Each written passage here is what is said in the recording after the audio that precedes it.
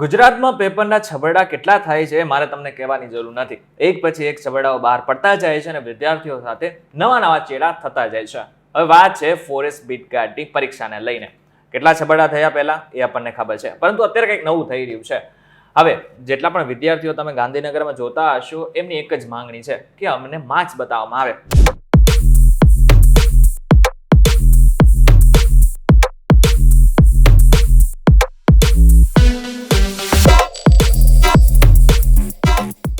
હવે આ જ બાબતને લઈને અત્યારે આપણી સાથે વિદ્યાર્થી નેતા યુવરાજસિંહ અત્યારે જોડાઈ ચૂક્યા છે. તો યુવરાજસિંહ, પહેલી વાત તો VTVGujarati.com સાથે જોડા બદલ આપનો ખૂબ આભાર. ડિટેન થઈ ગયા તમે? જી, એક વખત થઈ ગયા. આમ તો જો કે આની પહેલા ઘણી વખત થઈ ગયા. આ વખતે ડિટેન થયા.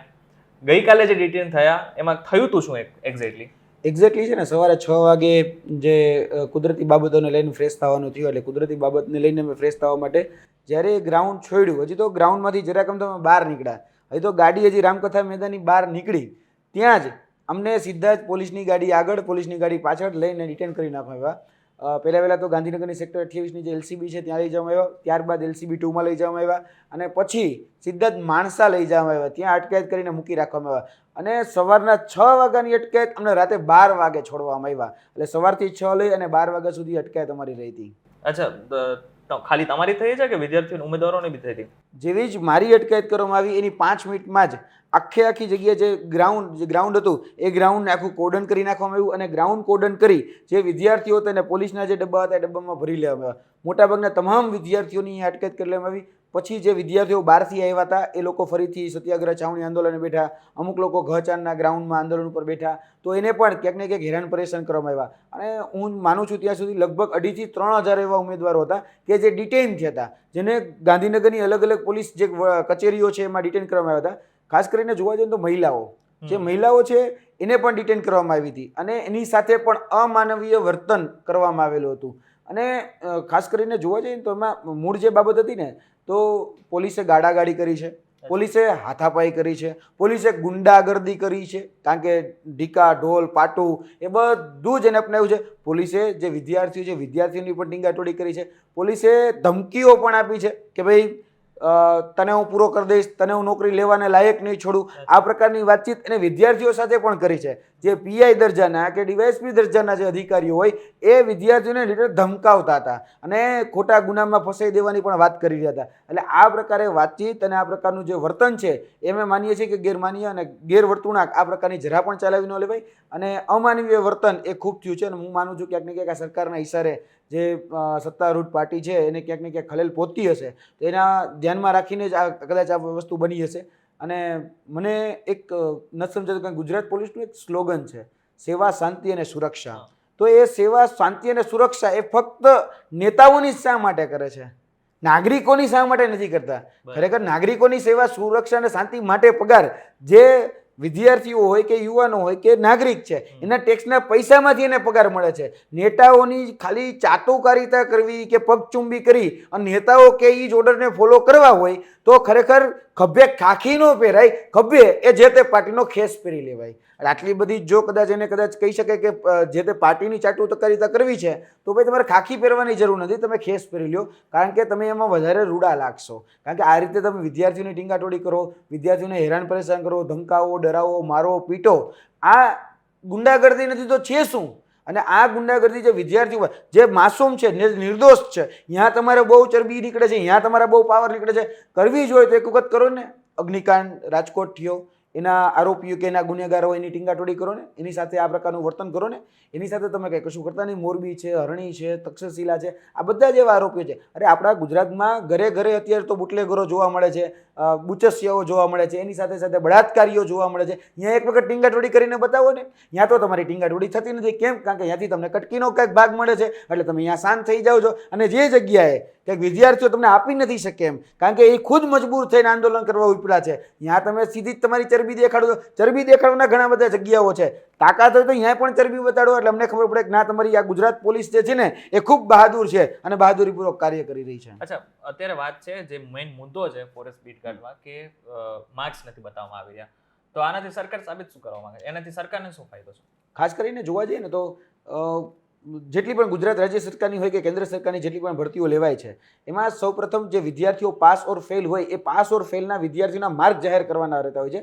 પ્રાથમિક પરીક્ષા હોય તો પ્રાથમિક પરીક્ષામાં વિદ્યાર્થીઓને કેટલા માર્ક આવ્યા એ જાહેર થવું ખૂબ જરૂરી છે. પરંતુ અત્યારે ગુજરાત સરકારમાં એક એક્સપેરિમેન્ટ કરવામાં આવ્યો છે, એટલે ગુજરાત એક પ્રયોગશાળા છે અને વિદ્યાર્થીઓ ઉપર પ્રયોગ થયો છે અને પ્રયોગનું નામ છે CBRT, જેને આ લોકો કહી રહ્યા છે કે કોમ્પ્યુટર બેઝ રિક્રુટમેન્ટ ટેસ્ટ, જેમાં અલગ અલગ શિફ્ટમાં અલગ અલગ પેપરો લેવાય છે અને એમાં ફોરેસ્ટ બીટગાર્ડની અંદર 45 શિફ્ટની અંદર અલગ અલગ પેપરો લેવામાં આવ્યા હતા અને એમાં એક મેથડ એપ્લાય કરવામાં આવી છે અને મેથડનું નામ છે નોર્મલાઇઝેશન. એની પણ એક ફોર્મ્યુલા છે, એટલે ફોર્મ્યુલાના અંતર્ગત ધારો કે એક દિવસની 3 શિફ્ટ હોય, સવાર બપોર અને સાંજ, તો એને પહેલાં એવરેજ કાઢવામાં આવે, ગુજરાતીમાં કહીએ તો સરાસરી. એ સરાસરી કાઢવામાં આવે કે માની લો કે તમારું પેપર આજે સહેલું આવ્યું તો તમારે 70 માર્ક આવ્યો, મારું પેપર અઘરું આવ્યું તો મારે કહી શકાય મધ્યમ આવ્યું તો 50 માર્ક આવ્યા, જેને ખૂબ અઘરું આવ્યું એને 30 જ માર્ક આવ્યા, તો એને સેટ કરવામાં આવે કે ભાઈ 70 માર્ક વાળો છે એના માર્ક ઘટાડી દેવાના, 30 માર્ક વાળો છે એને 50 માર્ક સુધી વધારી દેવાના, આ પ્રકારની એવરેજ. પછી 45 દિવસની એવરેજ ભેગી કરી અને અહીંયા સરાસરી કરી નોર્મલાઇઝ કરવામાં આવે. એટલે આ કોમ્પ્યુટર બેઝ રિક્રુટમેન્ટ ટેસ્ટ ખરેખર આ લોકો કહે છે, પણ CBRT પદ્ધતિનું સાચું નામ છે કૌભાંડ બેઝ રિક્રુટમેન્ટ ટેસ્ટ. કારણ કે CBRT છે ને એમાં પોતાના મળતિયાઓને સેટ કરવાની બહુ સરળ છે, કારણ કે એમાં કોઈના માર્ક જાહેર કરવાના જ નથી. હવે માર્ક તો છેલ્લે દેખાડવાના હોય આમાં, એ લોકો એવું કહે છે. તો પોતાના વાલા દવલાના માર્ક જે છે એ અંદર એન્ટ્રી કરી દેવાની અને એને કારણે થાય એવું કે સાચો વ્યક્તિ છે એ રહી જાય અને ખોટો છે એ લઈ જાય. એટલે આમાં ખરેખર જે હકદાર છે, જે લાયક છે, જેને મહેનત કરી છે, એને ન્યાય નથી મળ્યો. હું તમને એક એક્ઝામ્પલ આપું છું અને એક્ઝામ્પલ પણ જે અત્યારે વાસ્તવિક ઘટના બની છે એને અનુરૂપ આપું છું. મારા જે એક રૂમમેટ છે, મારા એક ખાસ મિત્ર છે, જે આ ફોરેસ્ટ બીટગાર્ડની પરીક્ષાની છેલ્લા 3 વર્ષથી તૈયારી કરતા હતા. તો એમાં 2021થી તૈયારી કરતા હતા, તો એમાં થયું એવું કે 2021માં જ્યારે આ ભરતી 2022માં જ્યારે બહાર પડી તો 2024માં એની પરીક્ષા લેવામાં આવી. તો એને આ પરીક્ષામાં વિધાઉટ નોર્મલાઇઝેશન, જે આપણે રો માર્ક કહીએ, એ એને 120 છે. 200 માર્કનું પેપર હતું, 100 પ્રશ્ન, એક પ્રશ્નનો 2 માર્ક, એ રીતે જે પ્રશ્નપત્ર હતા એમાં 120 માર્ક આવ્યા. હવે થયું એવું કે એનું મેરિટ યાદીમાં નામ આવ્યું. હવે મેરિટ યાદીમાં જે કટ ઓફ હતું એ કટ ઓફ જે જિલ્લામાં એને ફોર્મ ભર્યું હતું એ જિલ્લાનું કટ ઓફ હતું 165. હવે તમે વિચારો 120 વાળો વ્યક્તિ 165 પહોંચી ગયો છે. નો ડાઉટ, ચલો સારું, એનું લિસ્ટમાં નામ આવી ગયું છે, મંજૂર છે. પણ એવા ઘણા વ્યક્તિઓ છે કે જેને એ જ જિલ્લામાં સિલેક્શન કરી અને આ પેપર આપ્યું હતું, પણ એને 155 માર્ક છે. એવા વ્યક્તિઓ પણ આપણી પાસે ઉપસ્થિત છે જેને 155 માર્ક છે અને લિસ્ટમાં નામ નથી. એટલે 165ના કટઓફમાં 120 વાળાનું નામ આવે પણ 155 વાળાનું નામ ન આવે. એટલે આ નોર્મલાઇઝેશન મેથડ છે ને ગળે નથી ઉતરતી. જે આ ગતકડું કર્યું છે ને ગતકડું ગળે નથી ઉતરતું. એટલે આ વાંધો છે ત્યાં. અચ્છા, પહેલી વખત આ CBRT લાગુ કરવામાં આવી છે ગુજરાત સરકારમાં, પહેલી વખત આ CBRT પદ્ધતિ લાગુ કરવામાં છે. કેન્દ્રમાં CGL છે અથવા તો GD એક્ઝામ છે એમાં એપ્લાય કરવામાં આવેલી હતી, પણ જે માર્કનું જે વેરિએશન જે સ્ટાફ સિલેક્શનની અંદર જે રહેતું હતું ને એ 2 થી 3 માર્કનું જ ફ્લક્ચ્યુએશન જે કહી શકાય કે રહેતું હતું, એનાથી વધારે રહેતું નહોતું.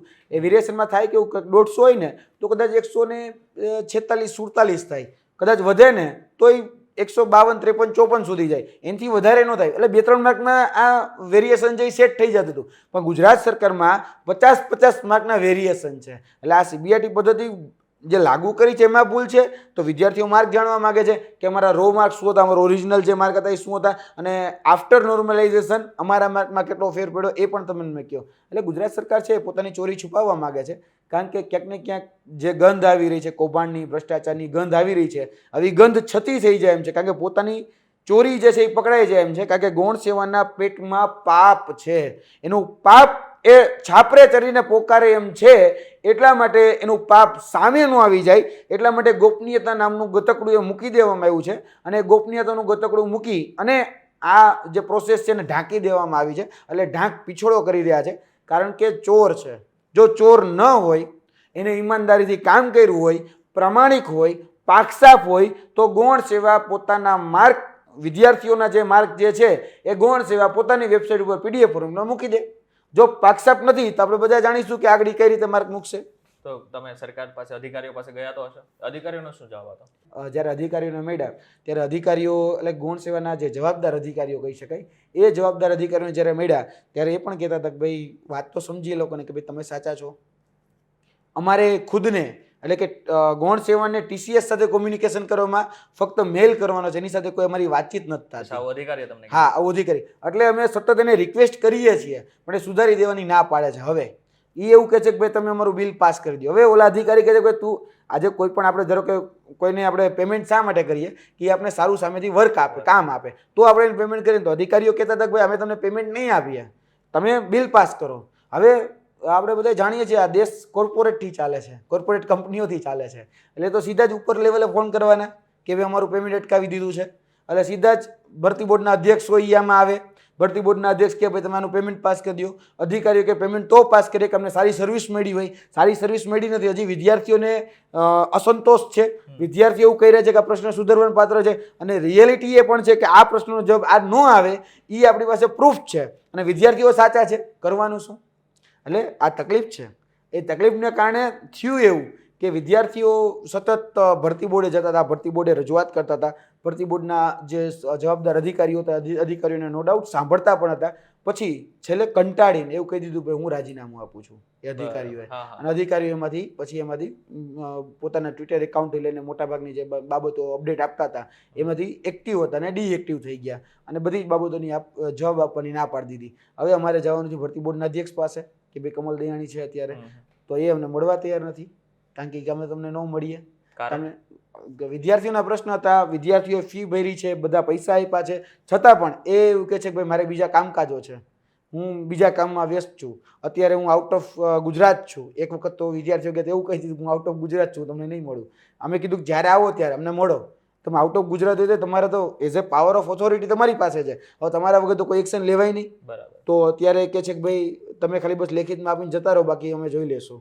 એટલે વિદ્યાર્થીનું કોઈને મળતા નથી. એવી આ અધિકારી રાજ એ અત્યારે ચાલી રહ્યું છે, અને મોટા વગદાર અધિકારીઓ છે જેને CM પણ કાંઈ કશું કહી નથી શકતા, કારણ કે અધિકારીઓની ઘણી બધી ફાઇલો એના શું કહેવાય CMની પણ ઘણી બધી ફાઇલો છે અધિકારીનો હસ્તક ચાલતી હોય. તો આ બધા વાઇસે વર્ષે બધાના કહી શકાય કે પ્રોફિટ એન્ડ લોસ જોઈને ચાલે છે બધા. અચ્છા, એક વાત તો એવી પણ વહેતી થઈ છે કે તમે પોતાનો ખાલી રાજકીય લાભ મેળવવા માટે બધું કરો છો, શું કહેશો? અને રાજકીય લાભ બી હું તમને કહી દઉં કે જે તે પાર્ટીનું નામ લઈને બી કહી શકું તો આમ આદમી પાર્ટી થ્રુ તમે આ બધી વસ્તુ કરાવો છો. આ વિદ્યાર્થીઓ છે જે હાઈલી ક્વોલિફાઈડ છે, તમામ રીતે સંપૂર્ણ રીતે પરીક્ષા પાસ કરવા માટે સક્ષમ પણ છે. બરાબર. તમે એને કોઈને મૂર્ખ બનાવી શકો? આજે એ લોકો મને આગેવાન માને છે, તો શા માટે માને છે? કારણ કે એને ખબર છે કે આ વિદ્યાર્થી આગેવાન તરીકે જો એના મુદ્દાને ન્યાય અપાવી શકશે. ભૂતકાળમાં અમે જ્યારે બોલ્યા છીએ 100% એક્યુરેટ અમે કામ કરીને બતાવ્યું છે. બિન સચિવાલયના પેપરમાં ખુદ CM પ્રેસ કોન્ફરન્સ કરી હતી અને કીધું હતું પેપર નથી ફૂટ્યું. ખુદ ગૃહ મંત્રી એ સમયના પ્રદીપસિંહ જાડેજાએ કીધું હતું પેપર નથી ફૂટ્યું. નીતિનભાઈ પટેલ જ્યારે ડેપ્યુટી CM હતા એને પણ કીધું પેપર નથી ફૂટ્યું, અને તમે આગળની તૈયારી કરવા લાગો. ત્યારે અમે સાબિત કરીને બતાવ્યું પેપર ફૂટ્યું છે, અને અમે એ વાતના તાજના સાક્ષી હતા, કારણ કે અમે મોનિટરિંગ સભ્ય હતા SITના, અને SITમાં પ્રૂવન કરીને બતાવી દીધું. હેડ ક્લાર્ક લ્યો, તમે LRD લ્યો, કે કદાચ GSRTC લ્યો, કે TRB લ્યો, વોટ એવર કંઈ પણ તમે પકડી લો, અમે 100% એક્યુરેટ થઈને કામ કર્યું. વિદ્યાર્થીઓને ન્યાય આપવામાં જરા પણ પાછી પાની નથી કરી. આ જે ભ્રષ્ટાચાર, જે કૌભાંડ જે ઉજાગર થાય છે ને, એ લોકો આવી અફવાઓ ફેલાવે છે કે ભાઈ તમે રાજકીય રીતે આ બધું કામ કરો છો. જો રાજકીય રીતે મારે કામ કરવું હતું તો મેં ગળામાં ખેસ પહેરીને કામ કર્યું હોત, એ પાર્ટીનું નામ લઈને મેં કામ કર્યું હોત, મને બેનર મળે તો મેં પાછળ બેનર લગાડીને એનું કામ કર્યું હોત, પણ એવું ક્યારેય કર્યું નથી. હવે વાત મુદ્દા ઉપર બીજી આવું કે જો મારે કરવું હોય તો હું કરી શકું, એટલે સક્ષમ પણ છું, પણ હું નથી કરતો. કેમ? કારણ કે હું ઈચ્છું છું કે વિદ્યાર્થીના મુદ્દે કોઈ પણ પક્ષ એ રાજનીતિ ન કરે, કારણ કે વિદ્યાર્થી છે વંચિત છે, શોષિત છે, જેનું શોષણ આ સિસ્ટમે કરેલું છે. આ જે ભ્રષ્ટ સિસ્ટમ બની છે એનો ભોગ ઈ બન્યા છે. આ CBRT પદ્ધતિ લાવનાર વિદ્યાર્થીઓ નહોતા, આ સિસ્ટમ લાવનાર એ જે તે કંપનીને ફાયદો કરાવવા માટે અધિકારીઓ આ સિસ્ટમ લાવ્યા છે, નેતાઓ લાવ્યા છે, કારણ કે નેતાઓને TCSમાંથી પૈસા મળે છે, એટલે નેતાઓ બધું સેટ કરે છે, એટલે એના પોતાના સ્વાર્થ એ ગવાઈ રહ્યા છે. જો આ TCS જતી રહે તો એને પર્સનલી નેતાઓને નુકસાન જઈ રહ્યું છે, એટલે આવી અફવાઓ ફેલાવે છે. અમુક ટ્વિટરમાં હોય કે અમુક સોશિયલ મીડિયામાં હોય કે જેના પૈસા ડૂબી રહ્યા છે, એ લોકો આવી અફવાઓ ફેલાવે. કારણ કે નેતાઓ પાસે પૈસા આપશે કોણ? જે આર્થિક રીતે વગદાર વ્યક્તિ છે, જેની પાસે પૈસા છે, એ આ સિસ્ટમની અંદર લાગવા માટે પૈસા આપે છે, અને નેતાઓને પણ કટકીનો ભાગ મળે, TCSને પણ મળે, એટલે બધાનું વાઇસે વર્ષા ચાલ્યા રાખે. અને રહી વાત રાજનીતિની, તો હું એ વાત પણ સ્પષ્ટ કરી દઉં કે નેતા આપણામાં કહેવાય શું ખબર છે કે જનપ્રતિનિધિ હમ. સામાન્ય જનતાઓની વેદનાને વાચા આપે એ આપણો જનપ્રતિનિધિ. તો હું એ કરું છું. પ્રશ્ન પૂછી લઉં કે ફોરેસ્ટ બીટગાર્ડનું છે, શું લાગે છે સરકાર તમારી વાત માનશે? ફોરેસ્ટ બ્રિગેડમાં આંશિક રીતે તો સરકારે મારી વાત સ્વીકારી જ લીધી છે. જે વાત હતી કે 9 તારીખે અમે 25 ગણા ઉમેદવારોની યાદી જાહેર કરીશું એ 7 તારીખે જ મુકાઈ ગઈ છે. અને જે વાત અમારી હતી કે ભાઈ માર્ક બધાના જાહેર કરો, એમાં એ રીતે એ લોકો અમારી સાથે બેઠા છે બેઠકમાં કે અમે વ્યક્તિગત માર્ક જાહેર કરીશું. એટલે આંશિક રીતે તો જીત જ છે, બરાબર. એમાં ના જ નથી. પણ અમે કહીએ છીએ જો તમે ચોરી ન કરો તો બધાના જાહેર કરો.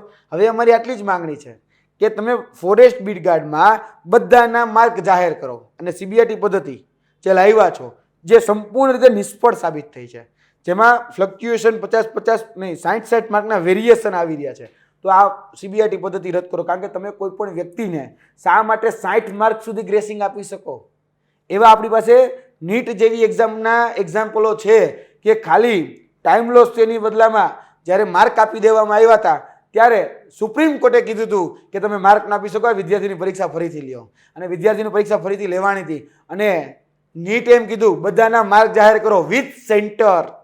તો વિથ સેન્ટર એટલે રાજકોટમાં એક સંસ્થા છે સૌરાષ્ટ્રની અમારી, એ સેન્ટરમાંથી 85% લોકો પાસ થયા.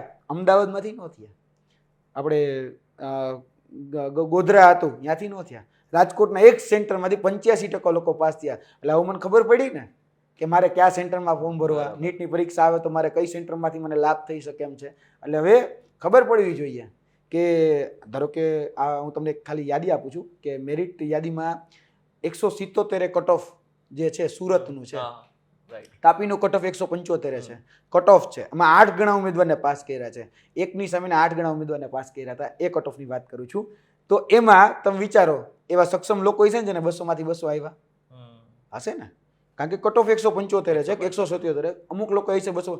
અમે તો એનું નામ જાહેર થઈ જાય ને એટલે હું તમને અહીંયા વીટીવીના માધ્યમથી સ્પષ્ટતા સાથે કહું છું કે અમે એ વ્યક્તિનું સન્માન કરવા માંગીએ છીએ કે જે જો બીટગાર્ડની પરીક્ષામાં વર્ગ 3ની સૌથી લોએસ્ટ ગ્રેડની 1800 ગ્રેડ પે વાળી નોકરી માટે 200 માંથી 200 માર્ક લાવતો હોય, જે કલેક્ટર બનવાને લાયક, જે બીટગાર્ડ નહીં પરંતુ બ્રિગેડિયર બનવાને લાયક છે, એનું જાહેરમાં અમે સન્માન કરીશું. અને એવા લોકો પાસેથી અમે માર્ગદર્શન પણ લઈશું. તો ભાઈ ગૌણ સેવાને વાંધો શું છે? ગૌણ સેવા માટે તો આ જસ્ટ લેવાનો સમય છે કે ગૌણ સેવા એવી પરીક્ષા લીધી જેમાંથી 200 માંથી 200 માર્ક વિદ્યાર્થીઓને મળે, તો ગૌણ સેવાને છુપાવે છે શા માટે? અત્યારે તમે લોકો એક કાર્યક્રમ યોજી રહ્યા છો, ભારતીય જનતા પાર્ટી એક કાર્યક્રમ છે અને નામ છે હર ઘર તિરંગા.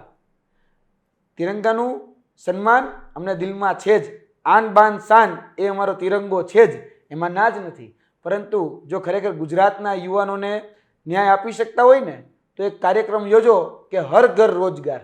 આ હર ઘર રોજગારીઓ ને એ અત્યારે ગુજરાતના યુવાનોની અને ગુજરાતના સામાન્ય નાગરિકોની તાતી જરૂરિયાત છે. હર ઘર તિરંગા નો ડાઉટ તમારો કાર્યક્રમ હશે, તમને મુબારક. પરંતુ સૌથી વધારે જરૂરિયાત જો કોઈ કાર્યક્રમની હોય ને તો આવા તાઇફાઓ કરતા એ જરૂર છે કે ગુજરાતમાં તમે હર ઘર રોજગાર લાવો. હર ઘર રોજગાર લાવશો તો એક રોજગાર રૂપી દીવો જો ઘરમાં થશે તો એના ઘરમાં રહેલો અંધકાર એ રોજગાર રૂપી દીવાથી દૂર થશે. એટલે જો ખરેખર વાસ્તવિક રામમાં જો કંઈક બદલાવ લાવવા માંગો છો, જો કંઈક પરિવર્તન લાવવા માંગો છો તો આ પ્રકારે આગળ વધશો તો એ વિદ્યાર્થીઓને, સામાન્ય જનતાને બધાને ફાયદો થશે. તો આ હતા યુવરાજસિંહ, જેમણે આપણી સાથે વાત કરી કે ખરેખર કેવી રીતના ફોરેસ્ટ બીટગાર્ડની પરીક્ષામાં છબરડા થાય છે અને હવે આગળના સમયમાં એમનો પ્લાન શું છે. તો સૌથી પહેલા તો યુવરાજસિંહ, VTVgujarati.com સાથે જોડાવા બદલ આપનો ખૂબ ખૂબ આભાર. Thank you. તમારે ખાલી એટલું જ વસ્તુ કરવાનું કે તમારે આ વિડીયોને મેક્સિમમ લોકો સુધી પહોંચાડી દેવાનું છે, જેથી એ લોકોને હવે આગળના સમયમાં શું કરવાનું છે એની જાણ થાય. વિડીયો પસંદ આવે તો વિડીયો લાઈક અને શેર જરૂરથી કરજો. તથા આ જ ઇન્ફોર્મેટિવ વિડીયોઝ માટે VTVgujarati.com સાથે જોડાયેલા રહેજો.